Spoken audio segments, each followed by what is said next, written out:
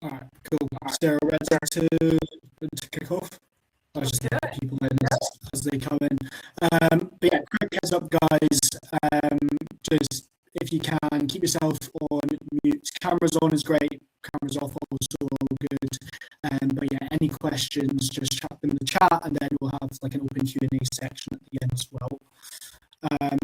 We'll do introductions in a second, but also like just from a framing perspective, so that this is as actionable for you as possible. Heads up, we're assuming that base level of influencer knowledge here is that everyone already runs or has run some sort of influence and kind of how to start. But really for us, this piece is filling in that gap on how do you actually scale those programs, and that's what we want to unlock for you today. I think the most unique thing about this is that me and Sarah really come from quite different backgrounds. Sarah has far more experience than me, and we've not really chatted too much apart from for 15 minutes before this call, which for me, I'm just like personally incredibly excited to pick your brain, share those learnings, and hopefully have those learnings shared with everyone listening too. So with that in mind, do you want to quickly introduce yourself for those that don't know you, and I'll do the same. Yeah, totally. I'm Sarah. I started my career on the brand side, so brand management. So really was able to see like a 360 of how a brand launches and takes off and bringing all the pieces together. From there, I kind of ended up managing social influencer and digital marketing. And then I went into tech, which is crazy to say. But I was, in both times I've been able to meet with, at this point, hundreds of brands who are running influencer and affiliate programs, and get to, look at their reporting with them and tell them how they can do better, try to help up-level them and their programs. Can I ask you a quick question before I do my introduction? Because I was curious about this earlier. What part of your experience do you think shapes you as much, like the most till now? Good question. Being first employee at a brand, like literally being the first one and doing everything, doing the POW shoots, to adding them to Shopify, to like getting influencers on board, to posting it on social, I've touched and done every single part of it, so I feel like I have a really unique perspective. Yeah, 100%. And so important for understanding how influencer fits within the wider funnel as well, right? It's one of the biggest call-outs we hear all the time is that's kind of a big lack of understanding, and maybe we jump into kind of parts of that today as well. Totally. Because it'd be good to pick your brain on that. But quick intro on me, much shorter career path, founder of Augmentum Media, influence personal care, with a really large emphasis on affiliate across our programs, use Superfiliate across the board with some of our larger clients, and working with brands kind of anywhere from mid to high seven figures to 9 to 10 brands with a couple of Fortune 100 clients as well. So hopefully a good kind of array of experience across the different brand sizes to lean into today. In terms of structure for today, we don't really do boring slide decks, and I know you guys don't do either, Sarah. So I've written down a couple of questions I think would be super useful to pick your brain on. Some are my own, some are directly from brands. We'll keep things like super actionable and just off from there. Awesome. So let's kick right into it, get to the crux of the problem. Let's assume a brand already has affiliates on board. Why do most affiliate programs still fail to scale? The most honest answer to this question is they're not bringing on headcount to help support it. So really they think it's a set it and forget it type of motion, but then they forget that you need to nourish these relationships. And really it is always going to fail if you're not nourishing, you're not replenishing on products, you're not reaching out to them, you're not taking care of them, you're not digging into your reporting and seeing what's working and what's not working to consistently make it better, underestimate the work that it takes. Yeah. What breaks out of interest if you start to scale that channel and don't plan to bring on headcount What to breaks manage is there's a few partners? things, and I think it kind of depends on your average order value and the product that you're bringing to the table initially. But I think what really breaks is, you get like an initial momentum and then no one feels like heard from, or like maybe their commissions didn't get paid out on time, or, there's a plethora of reasons why those creators that initially start getting revved up and going just eventually fall off.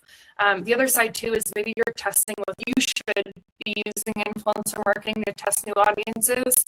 But if you're getting a program kicked off and you're not really,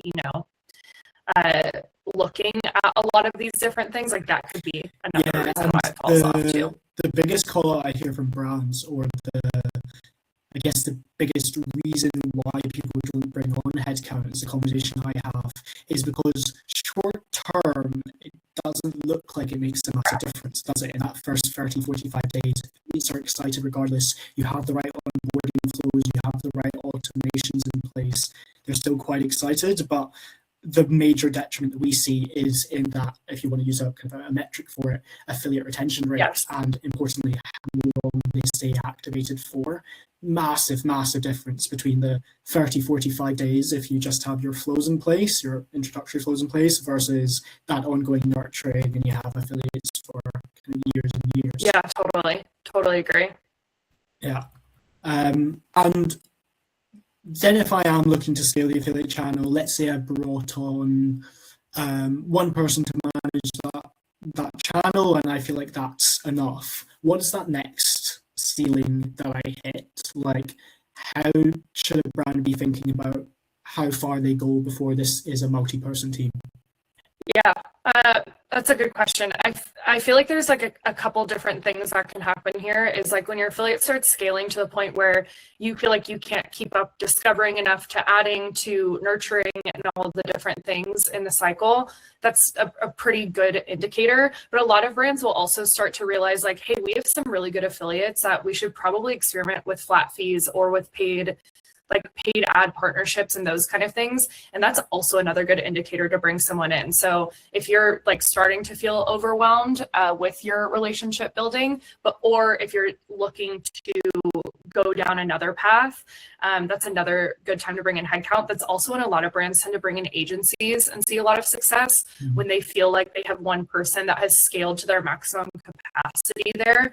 And then an agency can come in, and we all know influencer marketing and affiliate marketing is kind of the world of you kind of have to make mistakes to learn in this industry, unfortunately. So if an agency can come in or a contractor can come in because they've made those mistakes before, or especially like for you guys, you're specializing in that health and wellness industry, then you're able to kind of really know already what works, who's not working, and eliminate a lot of that risk in bringing on more additional headcount.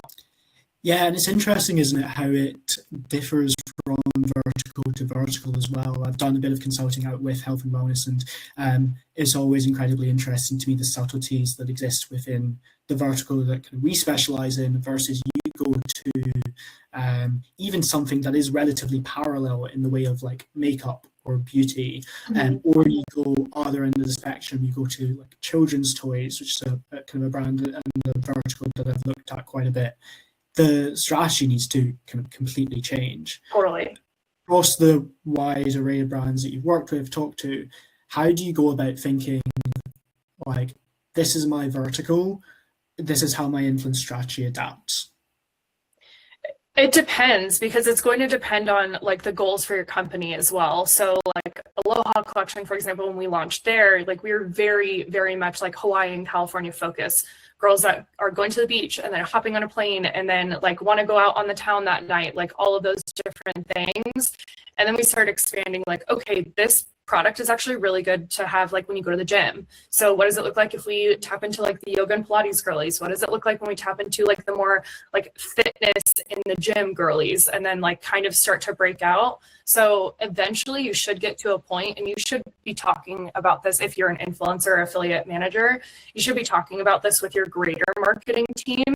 But like, what are the pillars that we're trying to hit, and what is being reflected in your Shopify? Like, that was one of my favorite things to dig into was, okay, now all of a sudden, like Washington is popping up really big for us. Okay, we're splash proof bags. Like maybe people like are noticing that it's really helpful when it rains a lot. So then we did a whole campaign about that. And then, you know, later down the line when COVID hit, we realized we got a DM in our Instagram from a nurse who was using it because they were given paper bags. But she was like, oh, I got one of your pouches and I've been wiping it down with Clorox wipe and it's perfect. And then that launched our new nurse campaign. And then we were doing nurses and doctors as a pillar. Like there are all these different things that you should be flexible in leaning into as long as that really relates back to your product and your brand story. But you should probably start with like 2 to 3 really core brand pillars and then start to branch out as you're seeing the data start to flow and you touched on something really interesting there with regards to like how influencer fits within that wider marketing mix, and taking it from like a broad perspective in if any of my team or clients on the call, they're going to hate me for this because I use this analogy all the time, but we always talk about like peeling layers of the onion, understanding what is going on brand wide, what is then your like wider marketing operations or growth mix look like to achieve those goals. And then within that, how does influencer contribute to those kind of wider parts? Because of all the mediums, and you'll have this conversation all the time as well, influencer truly does touch as many different channels as it really can, and is incredibly full funnel when done correctly, which gets us onto a topic of measurement, which I'm sure we'll chat about shortly. But understanding exactly where influencer plays for you and how to optimize your influencer program for that is, in my opinion anyway, the most critical part of just influencer strategy. Totally. And like even going back to your initial question of like where programs like kind of fall off too in this is when brands rely on affiliate being like the sole like bottom of funnel. Like it is so much lift for an affiliate to be the awareness, to be, you know, the middle of the funnel, and then to be the conversion. That is way too much lift. You have to be supporting it with other channels. Like I hate to see brands come in that are like really, really, it cannot work on its own. It has to have, you know, the ecosystem to help build it. And so that's always the red flag to me that like the affiliate program will probably not work if it's the only thing they're really investing in. And then vice versa, if it starts working really well, don't cut it. First of all, if it's working really well for ads, start using that content on your website and on your email marketing and all that stuff. Like start spreading it out for sure. Yeah, and interesting to talk about red flags there. I had a really interesting case recently. I was chatting to a brand doing low to mid 8 figures in annual revenue around, for context, just because it matters, around like $400 to $500 AOV. And they had the opposite case on the surface, which was affiliate was driving 35% of the revenue, which like unheard of, absolutely ridiculous that on the face of things. But affiliate revenue also dropped, and what you uncover very quickly is that if you are over-indexing for just like pure revenue, pure bottom funnel, and don't have the right measures in place for code leakage, for example, you can very much just end up cannibalizing your own traffic, which is all that was happening here. Is they had a lot of room to scale, but they were doing all the hard work with paid media. Usually it's the other way around. They were doing all the hard work with paid media, and then affiliate was essentially taking that. The last place. No, exactly. So like going as far to say you treat it as incredibly bottom funnel, and you push that metric too far without the right guardrails, it can make a massive Yeah, difference for sure. brand-wise as a whole. I'm going to ask you a question now because I feel like we've been talking like a little bit wide, but a question that I know I always get to working with brands is I have like 20 to 50 of these brands, like, AG1, like all these really big, wellness brands that have 1,000 plus creators, which sounds really intimidating when you're starting at, 20. So what would you say really needs to like change to bring that channel all the way up to that next level? The answer is systems for sure. But before we chat about systems internally, and we do this strategy piece internally for kind of each brand that we work with, we always look at the three levers we can pull, which is your targeting, so influencer personas, influencer sourcing, copy, messaging, onboarding flows, your offer, which is both monetary and not, and I think the not monetary side of the like perks and competitions is slightly overlooked. And then we also look at activation as that third lever. So both one-to-one building relationships as part of activation, but then also that kind of gamification layer, as I talked about, kind of perks, competitions, etc. Once you've got that in place, it's all about systems. So the question that we always ask ourselves to look to 10x the goals of this program in the next 3 to 6 months without increasing headcount more than 2x. How do we do that? And usually it is, this is like one of the main reasons we use Superfiliate, for example. Usually it is just tooling can replace a lot of labor really cost effectively with the right tech and kind of automations in place. So for us, it is understanding what is our three levers we can pull, making sure we have that right, and then what is the right tech that we can use, the right systems we can use, the right SOPs we can create to make. I'm looking to myth bust a little bit because I feel like you and I both know the answer to this, but I think it's something that gets really overlooked, is that when you're discovering creators, there's a high likelihood most of those creators are not going to be in your program. So even though you spent all this time like finding all these creators, so what would you say is like your goal benchmark to look for when you're discovering creators? Like how many of those can you realistically assume are going to respond to your email? Yeah, good question. So nonetheless, like, get into your program. Reply rate, obviously, incredibly dependent on brand. And before I get benchmarks, there's really 4 key things that we look at for what makes a brand quote unquote influencer friendly. So existing social presence, creators love to see around socials. Female brands work incredibly well. Visual products is a massive thing for us. It's the more aesthetic the product, the more people want to share it. And then time to results is our kind of big 4th pillar, especially doing a lot of work in health and wellness, supplements, ingestion, I'm impatient, and you're going to get less responses from people that are having to wait 60, 90 days to see a result. And it's so saturated as well. 100%. And benchmarks with all of them averaged out, you say like a middle of the road brand, you're looking at around a like 20 to 25% reply rate if you are averaging for seeding, and then you're looking at kind of like an 8 to 10% reply rate if you're averaging for traditional most common streams of onboarding affiliates. There is the traditional, here's our program, here's what's involved, here's the commission rate, here's your perks, here's your incentives. Works perfectly fine. I know a lot of brands do it. We run it across a couple of our programs as well. But I do think that creators are getting quite tired to it. And so across a lot of our other programs, we are seeding first, so gifting, no strings attached, building a really strong relationship with them, and then only 2 to 4 weeks later, introducing the affiliate program.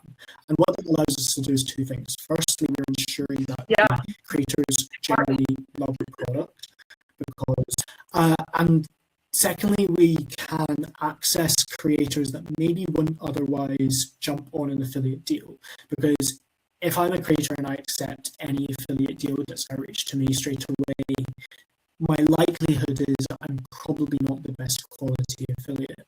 However, if I've been seeded first by a brand that I relatively know, start to love the product, and then get offered an affiliate deal, then even when I might have a standard kind of media rate and package, then I might still jump on that affiliate offer for ongoing product just because kind of I love the brand. So roundabout way to answer your question, but seeding into affiliate, like 20 to 25% reply, 15 to 20% opt into seeding, and then 20% convert to affiliate.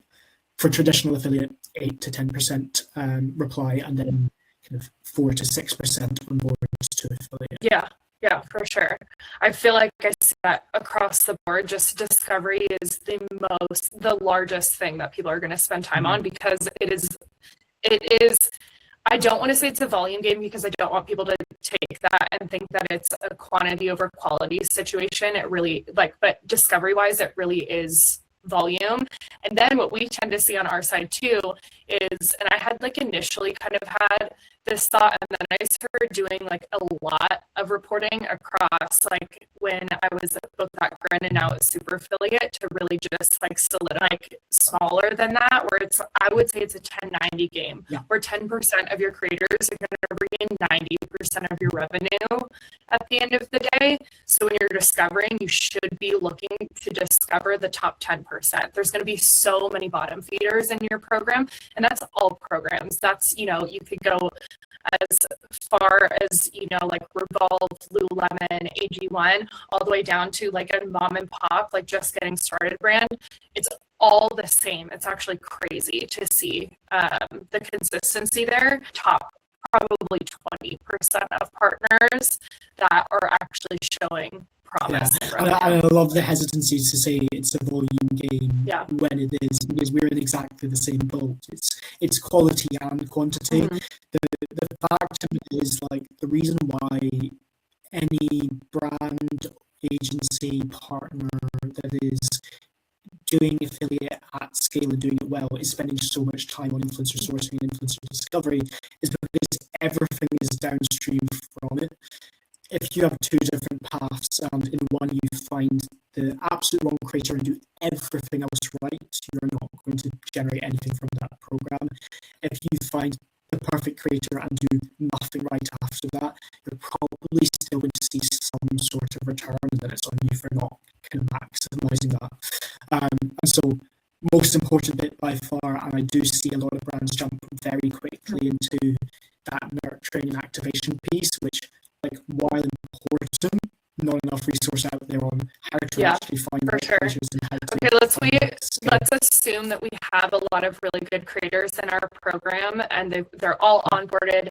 They're all really excited to share their link and code. Maybe they've shared it once or twice. How do you advise brands to, or how are you guys doing at Augmentus? How are you nurturing those relationships? So there's two layers of activation, and one doesn't work without the other. So there is your one-to-one relationship building activation. Within that is messaging creators regularly. How are you finding the product? How was your weekend?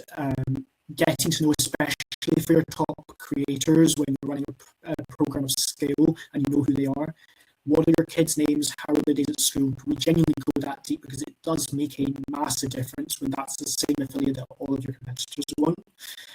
Relationship building and that one-to-one piece also goes as far as surprise and delight. So find your top creators, send them stuff regularly, maybe of your batch, randomize a list and send out to 10% kind of another package. That is all what we call one-to-one relationship building. And then your second piece for activation is your kind of gamification angle. So that is launching competitions, making them feel like they're part of quarter or every 2 months, whatever makes sense for your product, where as long as this creator has either posted or created a conversion, they automatically get submitted in for their next gifting, all of those rounds. And then like automating one of the things I actually really hate that brands will do is either before the product is delivered or right after the product is delivered, they get a message saying like, hey, have you tried the product yet? Hey, have you tried it yet? And it's like, whoa, just chill. They probably have so many brands they're working with. Like, give them a minute. Don't ask if it's been delivered. When you have the delivery status, like you can check on Shopify or on Superfiliate, whatever tool.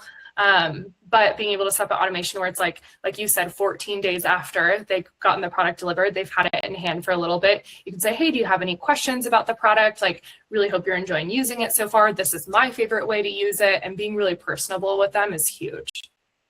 Yeah, no, 100%. And it's like the number one thing that has been called out by my team anyway.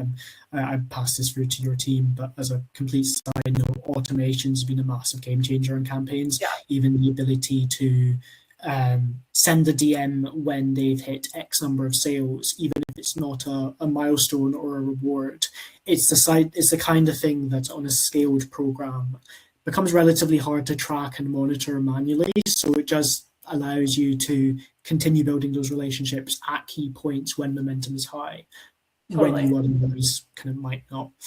I did have a question on on kind of like how you make creators feel, to your point. And it's one that I get asked a lot, usually from people that have been running influencer a while and maybe have hit what we mentioned earlier, which is those affiliates that start up and then start to drop off and kind of stop engaging. How have you seen brands? How do you recommend treating affiliates like performance partners and not just treating them as like, you're a content creator, here's a link? Yeah, totally. Well, first of all, if there are a bunch of people dropping off, like I do set up automations to figure out like, okay, like, are they actually disengaged? And then, after like usually 90-day period, if they are disengaged, like I'm not going to spend any more time on them because it does take a lot of effort, but really to make them feel like more personable. I love doing like just monthly like newsletters out to them. I have a lot of brands that have seen success with doing like Slack channels or Geneva, just like making them feel like they're part of a community.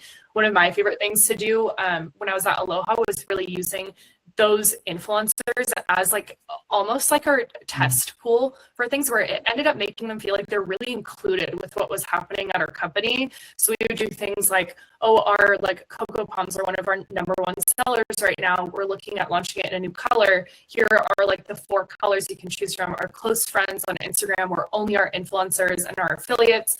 And then they would be the ones to select like which colors they wanted. And then hopefully that's the one they would see come out in the next season. So just making them feel like they're a part of the brand. I love, especially with fitness and supplement health brands, being able to have, a lot of times these companies have really dope CEOs or really cool like positions, doctors, fitness instructors on that scale is huge. But then when we're talking about really nurturing like that top 10 to 20% of your creators, that's when you get really granular. That's when I had a massive calendar behind me of like every single thing that was happening. I worked with a ton of surfers. When is every single surf event happening? What place did they get? Can I send flowers? It doesn't always have to be an event that's happening. I've seen, creators go through their mom losing their childhood home, and so like coming in and like donating and supplying more product to them, like helping to make like their lives easier. One of my other favorite things when you get to the scale of having like a larger creator that is part of your affiliate network is a lot of these larger creators have mentioned it there, but especially if what a lot of brands are doing at the moment and what we're doing across the board, especially if you're layering in whitelisting, small retainers, or VIP kind of content only packages with your top affiliates or with a subset of your affiliates on an ongoing monthly basis, you'll need to give them briefing, you'll need to give them visuals, and monthly newsletters are great for providing the information, but there is nothing better than meeting a creator on the platform that they create content, i.e. Instagram, providing them that visual stimuli 50 centimeters away from where you can actually click a button and record exactly that content, and just meeting creators where they are has been massive lift for the same information, but just distributed across another channel. And part of that is engaging with their content too. I feel like a lot of brands forget that, like, these are your partners. You should also be engaging with their content if you expect them, to do lift for you.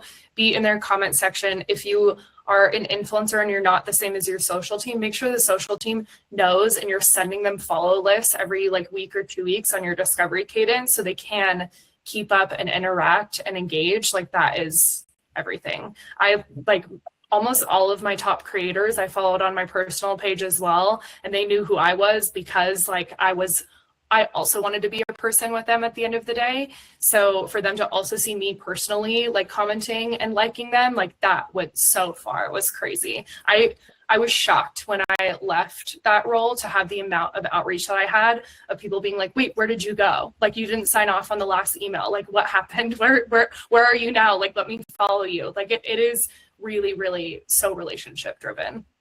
For sure. And if anyone's listening and was slightly confused when Sarah said earlier as the answer to the first question, where do things break, it's because you need more manpower. I think that's that's potentially the best example of it. Yeah, we have a campaign where to this day one of our team still gets voice notes regularly from each of those creators who found her on Instagram, sent her follow requests, and basically going around saying you've made my dream true by making this collab happen. And the impact that you actually make on each individual creator is not to be overlooked. And if you then lean into that, it makes a massive difference, even if you have a performance mindset on the actual results in the campaign as well.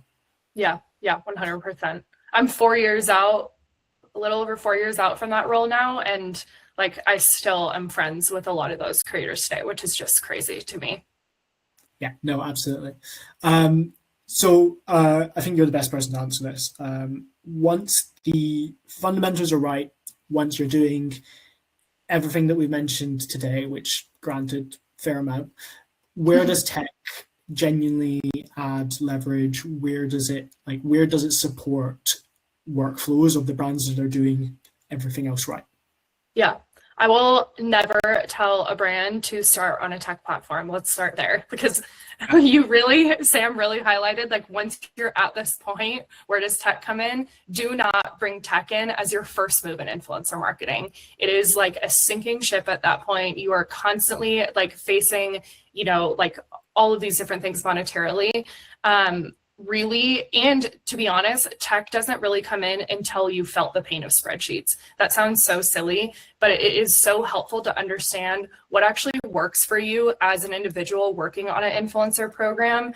What is important in your spreadsheets? What metrics are you really looking to get back from a creator? And that's when you can bring in a software to help you scale. Usually I would say, if you're coming on and you have less than 50 creators on a program, start with a spreadsheet, ask for screenshots from the creator. You should really figure this out for yourself first. That sounds like tough parenting, but it works a lot better that way. And then once you are reaching the point of okay, I want to start, bulk emailing, I want to start, doing all these things. I want to up my discovery game. I want to up my automations. The 50 plus category is really where a tool can come in, and it can help you organize. You can tag creators there. You can report against each other in different ways. And that is really, really where tech is going to shine, is organization and reporting. Yeah, 100%. I've felt the pain of spreadsheets. And what's really interesting is those don't need to be direct replacements across all of our things. We're using Google Sheets because it's the most customizable of any platform we use, and then we will supplement that with tech because it will still cover 80% of what we used to have. Building that all out from scratch, well, it's why you have a massive dev team behind the platform, right? That's not really feasible for the average team, agency, brand, whatever.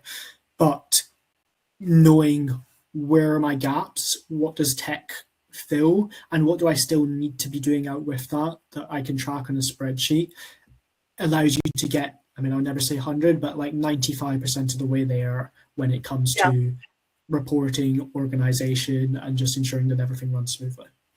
Totally. I'm biased because this is my own experience, right? But looking back, I'm so proud of like the way that I started in influencer and social and scaled up, because looking back, really, I was running our social page, seeing the different people that were posting, reaching out on social, like not really knowing anything and just being like, hey, like, can we gift you a bunch of stuff? Like whatever, hand packaging, like having a spot in our office at the time, like that I could go through, hand package everything, ship it out, like bring it to USPS, like do the whole 10 yards. And then from there, really understanding like, okay, this person's asking for a discount code. I can make that in Shopify, giving them a discount code and being like, whoa, this is really cool. Like they're actually bringing in some sales.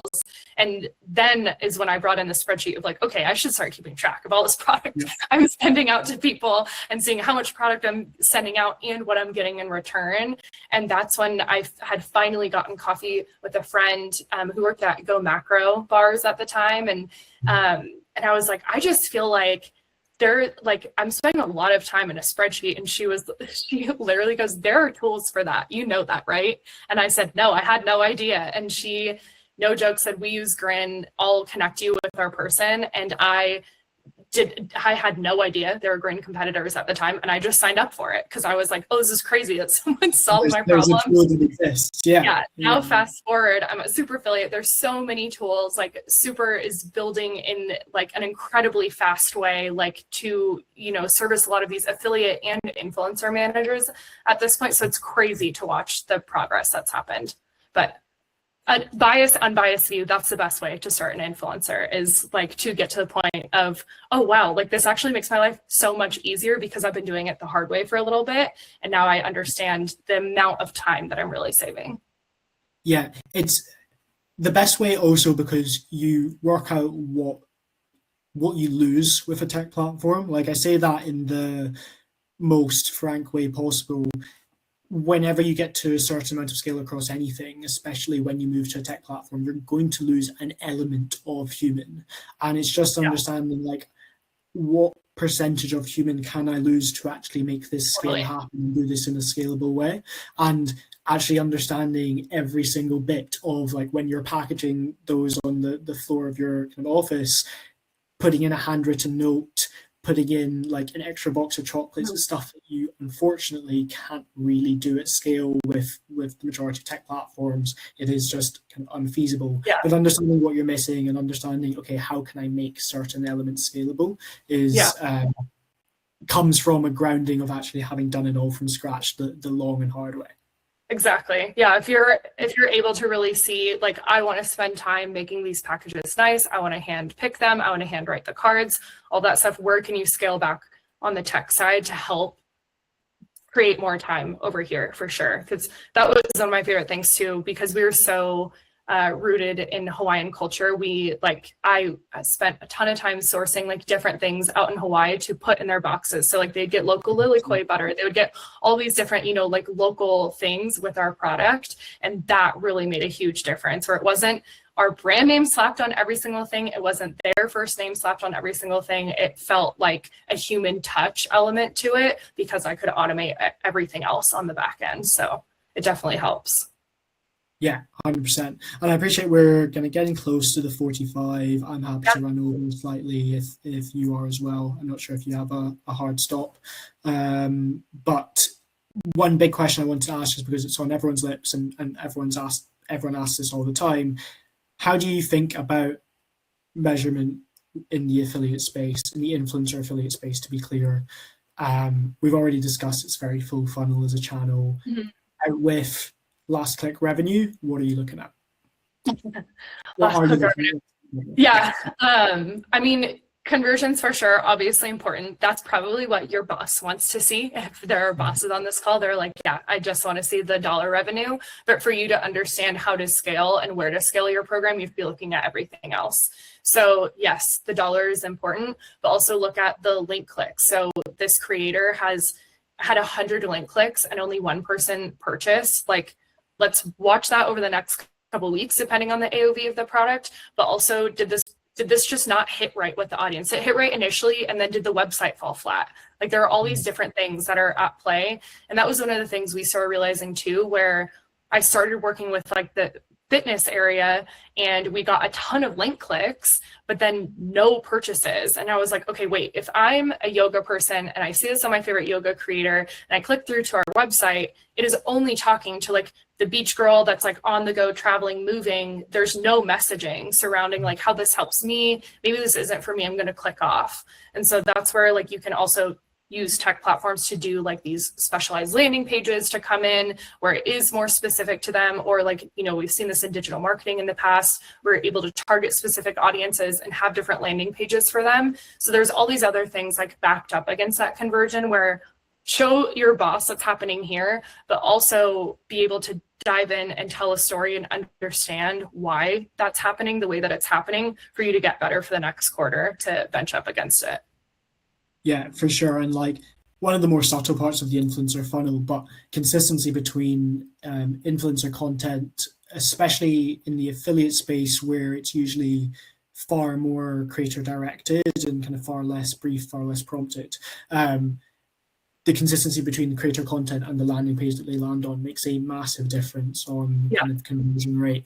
And yeah, if you can, honestly, less than brief, educate creators in a similar fashion to you educate your consumers, then usually that gets you 85-90% of the way there, because your landing page is likely built for consumers. And so if you're educating the same things over to creators, creators will distribute the same information. That's how I always think about it, as like the easy fix. But I know a lot of brands get it wrong. So yeah, kind of like really good call out. On measurement, actually, one thing we're really, really deep on at the moment is really looking at two types of measurement. So we look at like brand level measurement and then channel level measurement.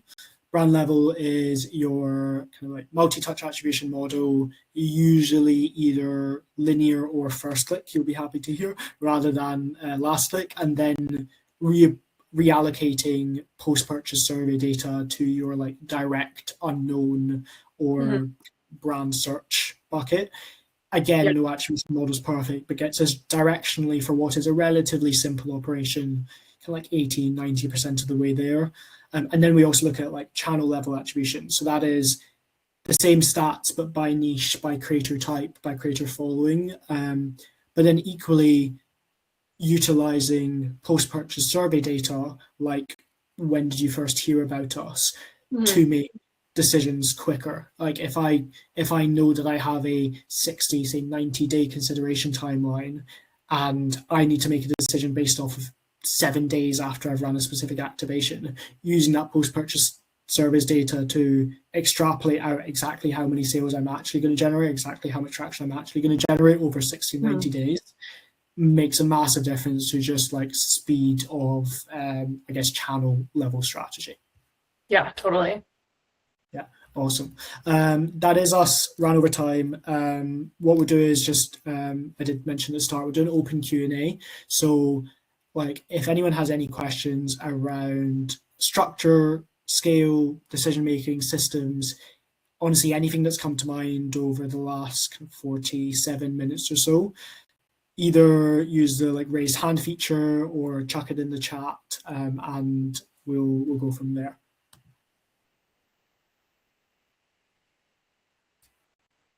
It flew by.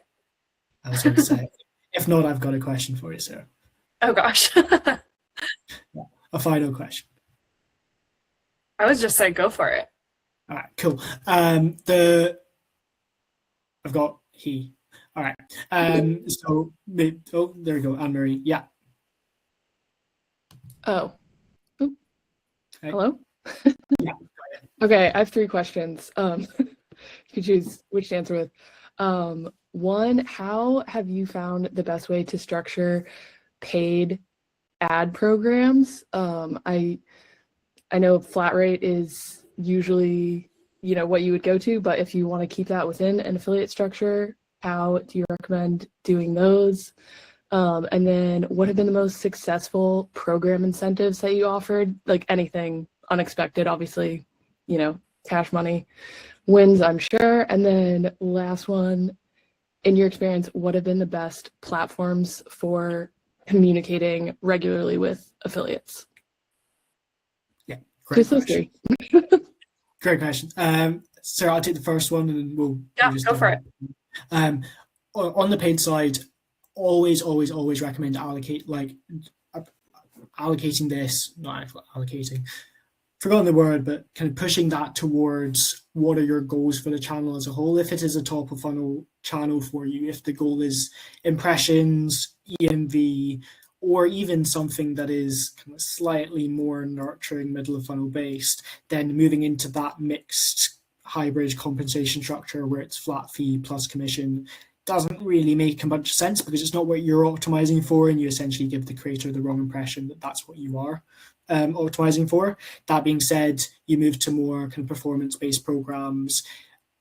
Honestly, the answer is like as heavy commission-based as possible if you want the most aligned partners. That just comes down to negotiation more than anything. You're not going to get 100% commission based all the time. Like, I know we chatted a lot about affiliate today, but what I would do is have a kind of like a target on track. This is how much we'd pay them based off of the projection model and based off of how much sales we think they're going to drive based off of this data.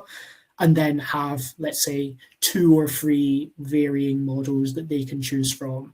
That is, say, like, if you expect to pay $1,000 as a flat fee, maybe it's 800 quid plus X% commission, 600 quid plus Y% commission. So that's how I typically structure things from a negotiation standpoint, giving them multiple options, or with varying incentives, so that they have an idea of what you're looking to achieve, but B, you're both working towards the same goal.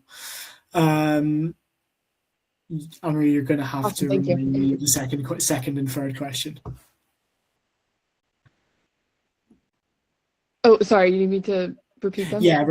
Okay, so second one, just like any unexpected successful program incentives. I know the regular is cash, a ton of product, all that, but like anything out of the ordinary that surprised you and really worked. And then the last one, which is, best favorite platforms for regularly communicating with affiliates. I know Discord, Slack, email, WhatsApp, just your personal preferences. Yeah, for sure. To answer your last question, because that's pretty quick, Slack and Geneva have been the top that I've heard of personally that work really well. WhatsApp and Discord I've definitely like heard in the distance, but I'm not really close with anyone who's done those like heavily.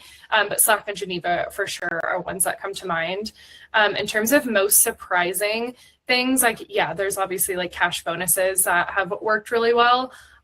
What really made sense for our brand, because we were so travel heavy, was partnering with hotels. So being able to like give away like a hotel stay and like basically like their own personal like influencer vacation where they can take a friend to Honolulu. They have, like the hotel, they have all the bags, they have all the fun. That went really well for us because it was so on brand for us too. Yeah.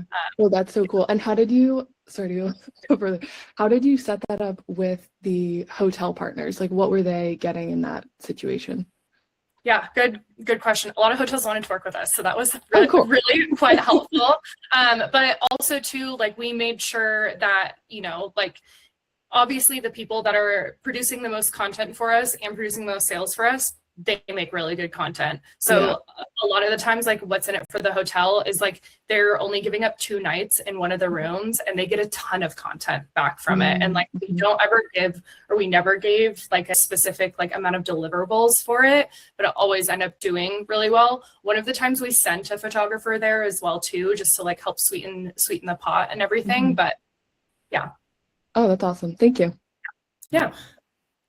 Only other comment from my side, I think Sarah's got it bang on, but one thing that we found really surprising when we tested it,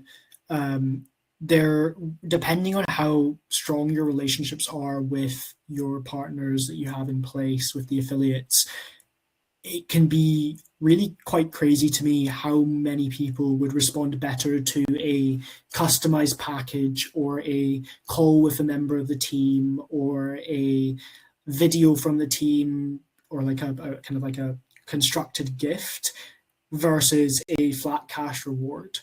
Mainly because the cash incentives that you're providing, unless you're running like the goalie nutrition TikTok shop program are usually not incredibly appealing in the grand scheme of things across them also working and general income. So a lot would rather push towards something experiential like hotels, Sarah, in your case, or a video from the whole team in the office saying thank you as a partner, or a custom gift. It was really quite shocking and also like really nicely validating how many creators responded really well to that when we've tested it. Yeah, or this might not apply to as many brands now, but I loved when I would hear that influencers were coming like to San Diego where our main office was, and we would invite them to the office, and our office was specifically set up so we had a closet full of merch and a lot of stuff that was sold out, or like different patterns, all this stuff that they could basically raid, and like the office was cute, they could take pictures, all that stuff. Like that weirdly performed really well. And one of my best friends in this industry, she came from running Fashion Nova's program, and she says the same thing, like inviting creators to the office to like hang out with the influencer team, and then also just like raid and like get, you know, clothes, product, whatever it is, and just talk to everybody. Like, I don't know if it's because they don't get that experience daily. Like it feels, I don't want to say it feels like cosplay, but like it almost feels like, you know, you're like really part of like this company and stuff. That for some reason worked really well too. That's super cool. Yeah. I've got a friend who does karaoke with his top 15 creators every week, which I think is hilarious. But yeah, we'll go into kind of other questions as well, just to keep things moving before the hour. Byron, to answer a question on how Augmentum works with brands, yeah, we're completely full service. We just find it's best to manage everything rather than kind of try and divvy it up. So our team manages full kind of affiliate discovery, onboarding, etc. But then also that community and relationship management is where the majority of our time really goes. And then Anna Maria on systems. Yeah, so systems as a whole, as a topic, like for me, comes down to three things. Understanding what is the outcome I want to get to, what is my current process, and then your third part is just like, how do I make that as efficient and repeatable as possible? So your first two are usually you already have in mind, but systems as a topic as a whole, which I think is kind of relatively boring topic but under discussed, is how do we get to our outcome more regularly but with lower lift, usually from a labor perspective. So like as a concept. And then Dan, Sarah, do you have any views on platforms like Sigma? Yeah. Dan, I don't know if you're trying to get spicy asking another software what they feel about another software, but I'm happy to talk about ShopMy. I think if you're fashion and beauty, you should absolutely be on ShopMy. Like I'm not going to sit here and say that every single brand should be on Superfiliate, even though I would love that. I think ShopMy is a really useful tool, especially in the beauty and fashion industry. A lot of influencers are leaning towards it. It seems to be very helpful for the brands I know that are on it. I don't think it should be your full strategy, is what I would say. And where you manage the other strategy is totally up to you. Some people use Superfiliate alongside ShopMy. Some people use other tools, or they use spreadsheets, and that's totally fine. Where I really think ShopMy potentially falls a bit short is you're not really owning the relationships over there as the brand. It's really like all happening in the ShopMy ecosystem, and it can't happen outside of it. So I would say like part of your funnel, if you're in that fashion and beauty space, should definitely be with a tool like ShopMy or LTK, for example. But there should also be another strategy in there, because all the best programs have multiple strategies working. And the strategies where you're owning the flat fees, you're talking about paid partnership ads, you're talking about ambassadors that are helping you tell your story as a brand, those should be outside of the platform.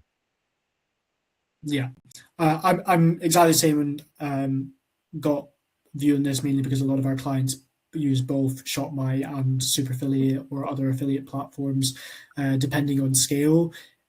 They both act as incredibly different parts of our influencer and affiliate strategy.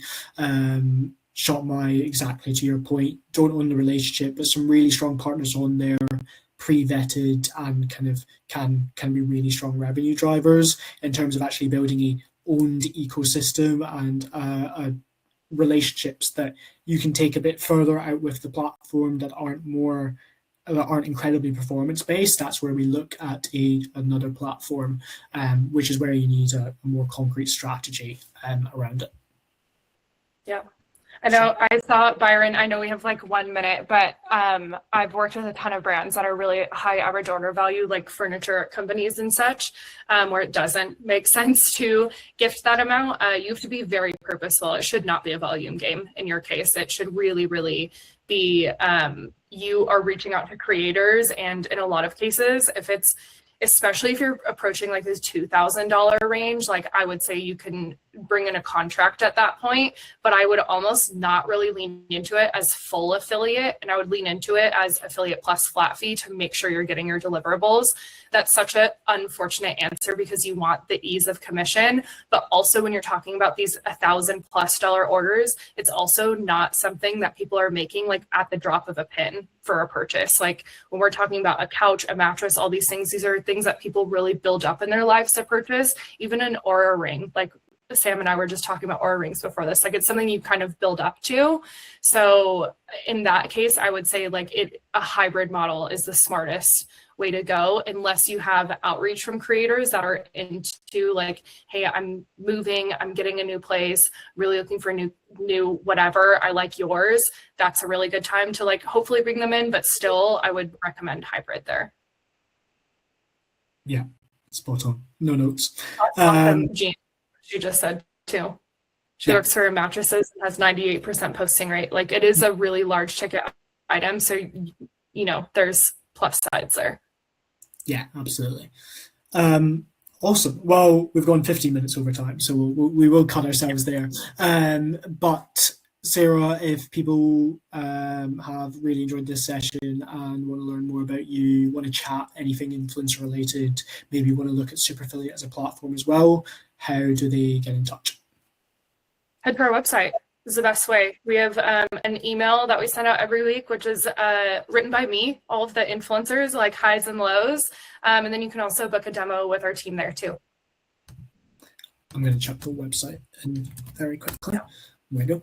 And for anything Augmentum related, either just search my name up on LinkedIn and ping me a message and say you came from the webinar. I will yap your ear off about anything influencer or affiliate related. Or equally, just check out our website, Augmentum Media as well, which I'll chuck into the chat right now as well. Cool. Thank you, guys. Oh, thanks, Jean. Awesome. Appreciate it, guys. Thank you all for tuning in. Yeah. Ciao. Bye.